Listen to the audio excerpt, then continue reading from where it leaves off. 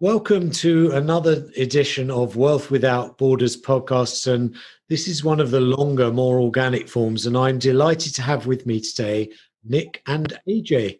Welcome to the podcast. Hi, Howard. Hi. Hello.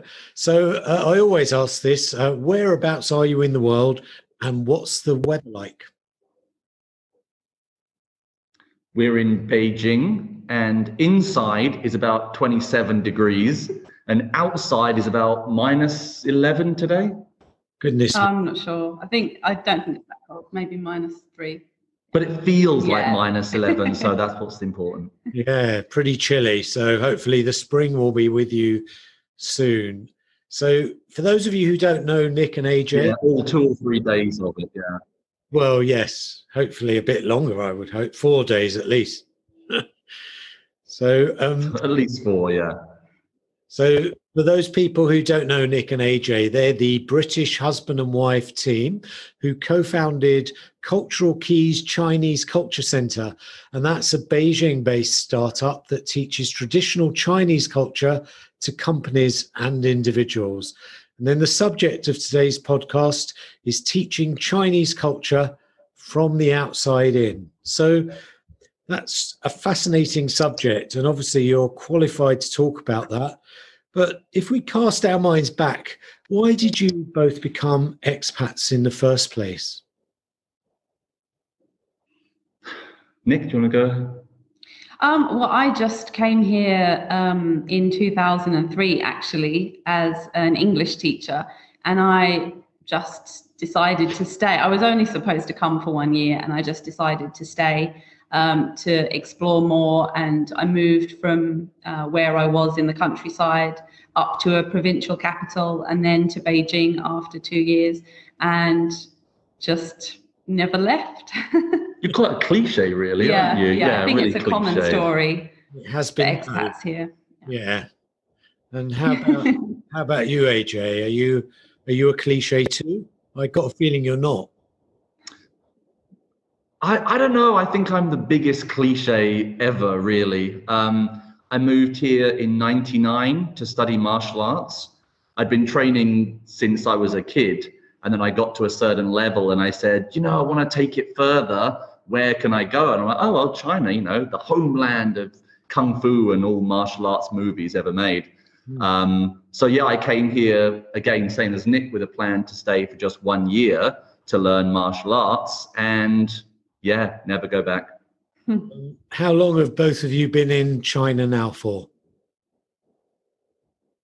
Last September was my 20th anniversary. Right. Yeah. And that's 20 years, not days. Yes. Yeah, and so for me, it's 17 years. Yeah. Goodness me. So clearly, it may sound a bit obvious, but there's something very special about where you are, the region you're currently living and working in. What would you say is special about China, or Beijing maybe in particular, compared with the region you used to live in?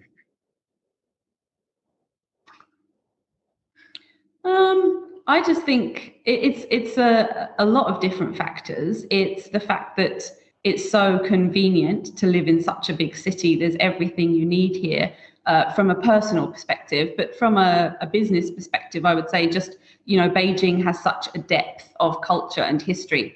There's a massive variety of places in Beijing where you can go, temples, what have you, museums. And so it's perfect for our company. There couldn't really be a better place in China to have a Chinese culture company, I don't think. Yeah. Personally, my town, my hometown is probably about the same size as yours. So I come from a very small town in the UK, just north of London. And you can't really compare even the two things. Beijing to a small provincial level town in the UK. But we live in a village in the suburbs of Beijing. So we're about an hour outside of Beijing. And like Nic said, especially when you're running a Chinese culture company, living in an artist's village where, 50, 60% of the people who live here are calligraphers and painters and involved in different kinds of Chinese culture. And most of them, I'd say about maybe 70% of the people who live here were born in this village. It's a very old population here. So you just feel like part of something traditional. I mean, it's very, very different living in the village where we live compared to living in Beijing city. You live in Beijing city, you're part of that metropolis, that city life. But out here, we have the convenience of the city, just an hour down the road, but we also have that slower pace of life and more traditional aspects of life living out here. So I don't think we can live anywhere better. Fantastic. And I'm making an assumption here, which may be completely wrong, so correct me if I am. It's quite a move to go from English teaching and Kung Fu expert, put it that way, to, cultural ambassadors, if you like, in bringing this culture to others. Was it the fact you're steeped in the culture that gave you the idea to form a business from that experience? Well, this was your brainchild. The cultural keys has been my dream since, I don't know, maybe 15 years, 16 years. When I first moved to China, I lived in the capital of Hebei province, Shidadrong, and back then there was like nothing there. And I stayed there for 4 or 5 years. Then I moved to Beijing. And because I'd done Kung Fu, I've always been interested in traditional Chinese culture. And I wanted to learn more. So I'd done, Kung Fu training in Shidadrong, and I moved up to Beijing.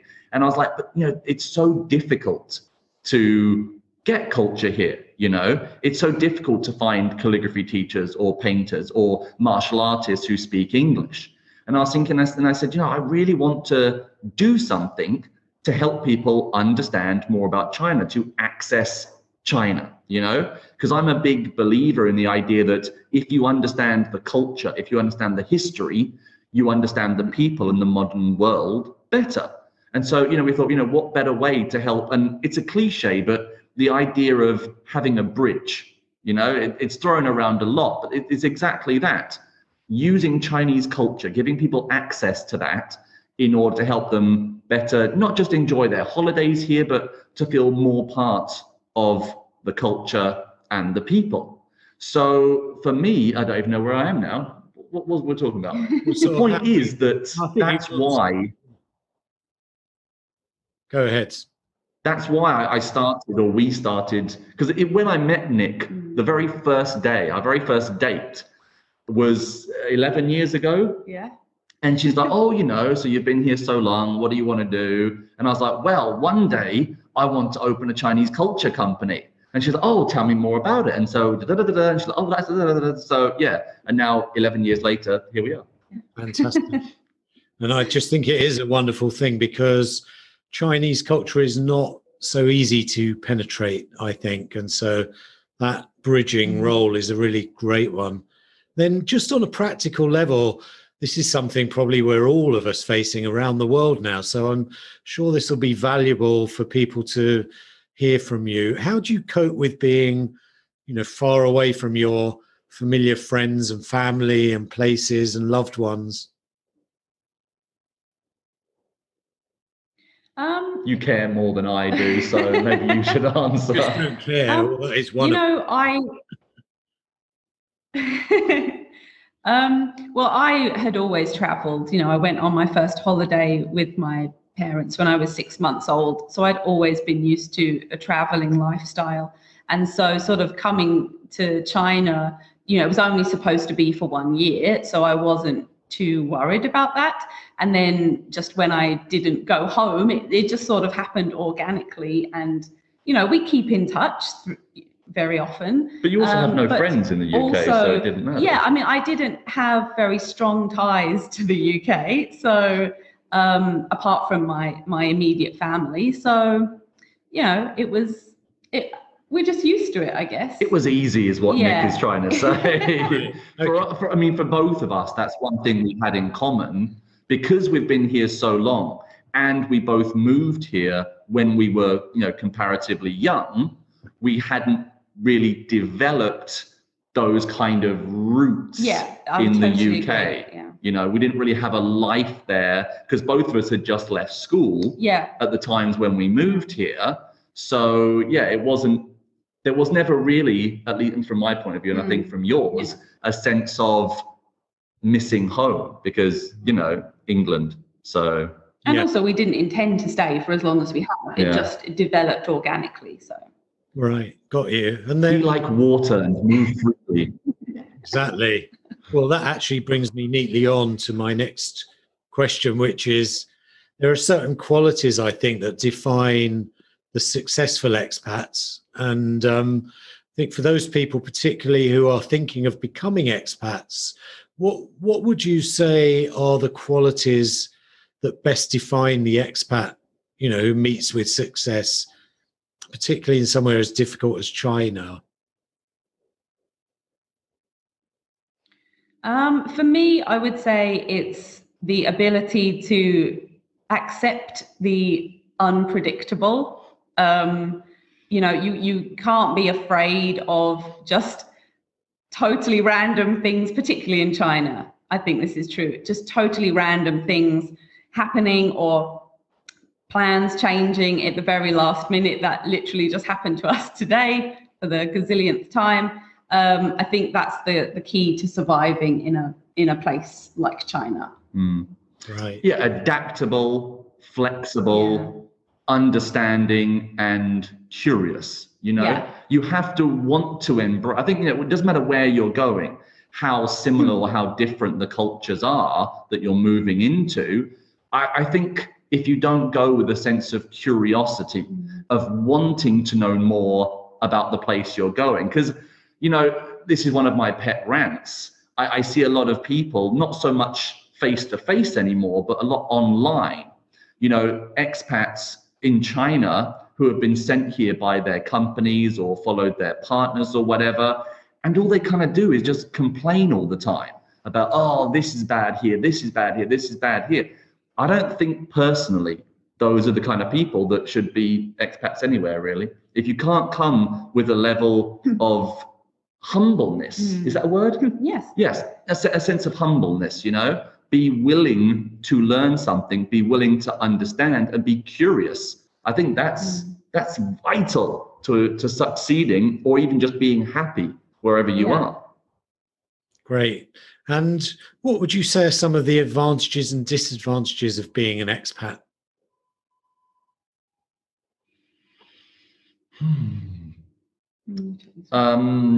I mean, personally, I'm not sure that I would identify with the word expat, because as I said, I've been here more than 20 years now. I'm still obviously a foreigner. I'm a foreign passport holder. And by the Chinese definition of the term, I'm still an outsider. But I'm not sure that I would consider myself an expat. But if I had to answer the question, I mean, that's the thing. I don't really find any negatives to being an expat here. I mean, obviously, if you're talking generally, being an expat, what would disadvantages be? Then, like we said, it's the loss of contact with people back home. It's having to adapt and change to a new environment. I mean, all these kind of cliched things. But for me personally, and maybe for you as well, I don't think there are any negatives. Because for me, even if you're having a bad day and something is frustrating you, my outlook on life is that it's an opportunity. Even if it's difficult, it's an opportunity for you to learn something. And both personally and professionally, I'm very much about that, seeing life in that way. What can you learn from this situation? Even if, in the moment, I lose my temper and I'm getting angry that the DD is like half an hour late. In retrospect, I say, okay, well, what can I learn from that experience? I'm grateful to have that opportunity. So maybe, I don't know, maybe I've been here too long to be able to see it as negatives and positives. I just say this is my life, this is who I am and where we are. Yeah, I think because we've been here so long, obviously, we're not Chinese, but I'm not sure if the label expat fits exactly either. Beijing is just where we live. I mean, it's just home. Yeah. So it's hard to sort of have that label put on you sometimes, I think. Yeah, it's a bit of a... Even though we are completely, we really stand out as being foreigners. Well, possibly. I don't want to say anything, AJ, but you may be considered a foreigner by some. Yeah. And then... It's been said to me, I don't really blend in very well. I'm almost, 190 tall, so I find it hard to stay out of the way. And then, for each of you, what would you say is the biggest thing that you've learned by being here for so long?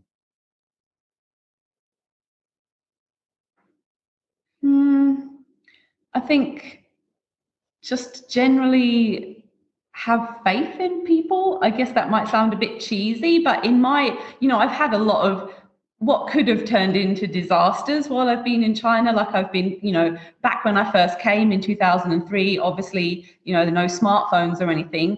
I mean, there have been a lot of situations where I've been almost scared in a way, and people have always helped me, never failed to sort things out eventually. So I think just have faith that the vast majority of people that you meet are going to be kind and they are going to want to help you, even if it may not be immediately apparent. Everything's going to be okay in the end. That's a very positive outlook. Yeah, what a great message for the listeners. Oh, I said, I warned you it was going to be cheesy. That's just how I feel. I think, in any new situation, it requires a leap of faith.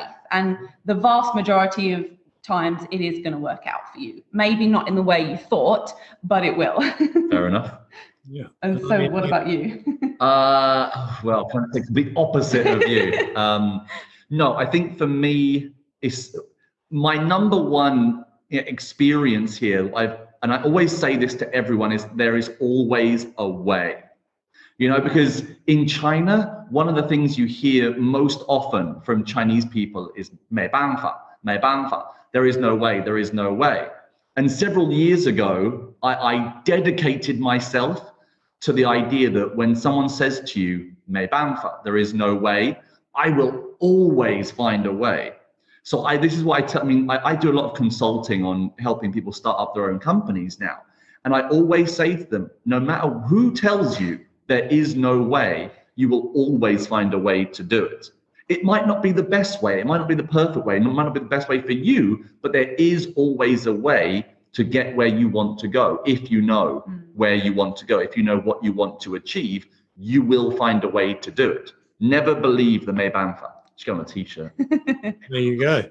And just to lighten the tone a bit, although that wasn't too heavy, what are your funniest memories of being in China?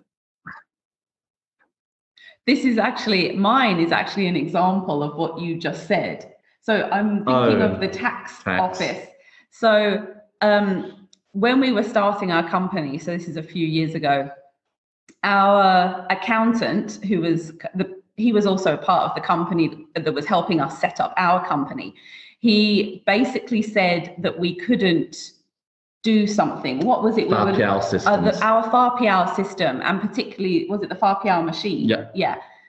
He said, it's going to be really tough to get this. He said you can't get it. He went to the tax office, right, and the tax office said to him, no, we're not issuing any more these Chinese invoice machines. And that's a big problem for us, dealing with corporate clients and embassies and things like this. If we can't give the invoices, really going to affect business. But he was like, I tried my best. We talked to them several times, but there's just no way. 没办法, nothing we can do. And so Nic's all like, oh no, what are we going to do now? It's terrible. And I said, dude, it's fine. We're going to head down there. We're going to smile and we're just going to see what happens. And so we rolled ourselves down to the tax office, this absolutely monolith of a building. Yeah. And so we have to go department, speaking, good enough Chinese for conversation, but this is, much higher level Chinese. Our taxation Chinese wasn't the greatest. And so we get sent to office, and we just go higher and higher and higher up the chain until eventually with like some top officer.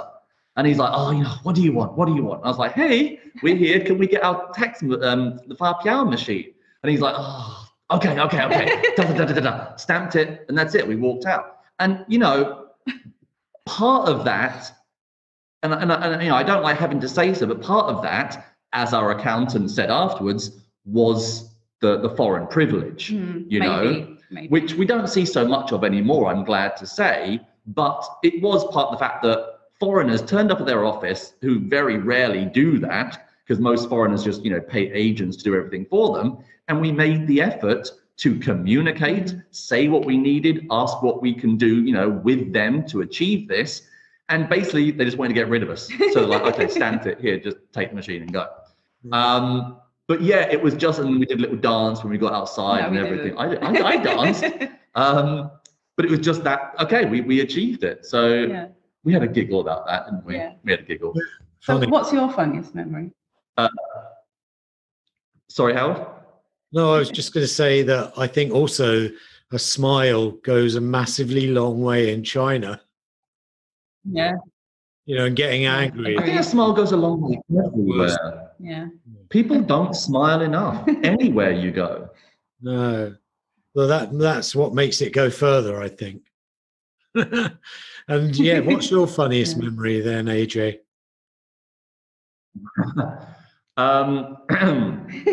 I think I know what he's going to say. It's not related to business, but it's a cultural point, perhaps. I got arrested on terrorism charges a few years ago. Hey? So we were in the supermarket. I know, it's better than it sounds. We were in the supermarket a few years ago, and I was having a bad hair day or something, I don't know. And so we're standing in the queue waiting just to get to the checkout. And the guy in front of us started talking to us in English, And I just didn't have the patience that day to be dealing with someone who just wanted a conversation and practice their English. And so he's like, oh, where are you from? What do you do here? Do you have a job? And I said, no, I have no job. I'm a tourist. And his face just went white. And he's like, oh, okay. And then he walked off. And we didn't think about it until a few days later, we come home and there are 3 police cars outside our house. And luckily we knew one of the policemen because it's a small community. And he said, oh, we need to take you in for questioning. And I was like, what's going on? My passport's okay, my visa's okay. We can't tell you here, we have to take you in. So they took us down to the police station and they're like, so they had this list of questions and they had the camera set up on me. And I'm like, damn, this is serious. What's going on?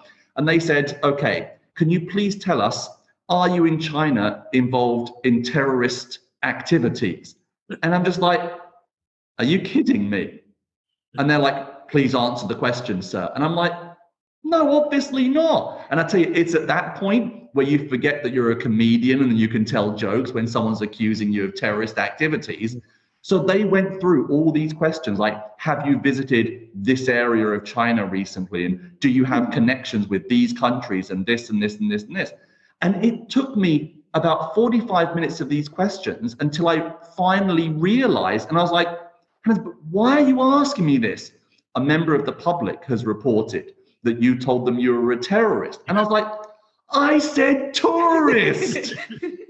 Oh dear. And they're like, oh, that makes more sense. Yeah. And so, there were giggles and laughs all around. But there was a clear 45 minutes there where I was like, I am in trouble for something. Yeah. But you laugh about it now, don't you? That kind of reminds me in a weird way of the questions you get when you enter America, where it basically says, are you a terrorist? So I always feel tempted to say yes, just to see what happens. But luckily... No, you don't, Howard. You really don't feel tempted to say that. I do doubt very much whether a terrorist would go around telling people. But anyway, luckily you're still with us, Nic and AJ, in all your glory. So one last question. If you were to go back and do it all again, 20, 17 years ago, whatever, Is there anything you would change? And if so, what would you change? What would you do differently?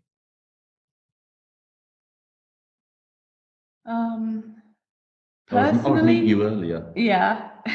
Yes. Personally, I would just keep a diary and take more photos from a personal perspective, and maybe even a business perspective as well, because I think it's always interesting to sort of, look back and see not only what decisions you made, because you probably remember what you decided to do, but you might not remember why you made that decision. Yeah. So I think for me, it would be, write things down as a diary or whatever and take more photos. Just maybe because I have a terrible memory. I don't know. What about you?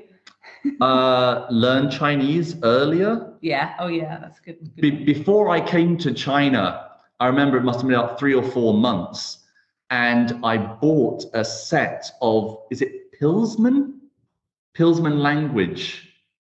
Was it a company back then? Idea. So I think they were a big company back then, and I bought these 20 cassettes of Teach Yourself Chinese, and it was like £100 back in '99. And I didn't listen to a damn one of them. And after I moved here, I think I just ended up throwing them away. But it was 3 or 4 years after I arrived that I actually tried making an effort, because I realized, okay, I'm probably never going home. I guess I better learn the language now. But yeah, I think I wish I'd learnt the language before I moved here.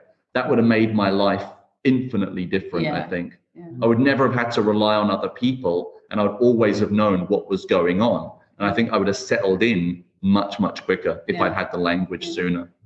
Great.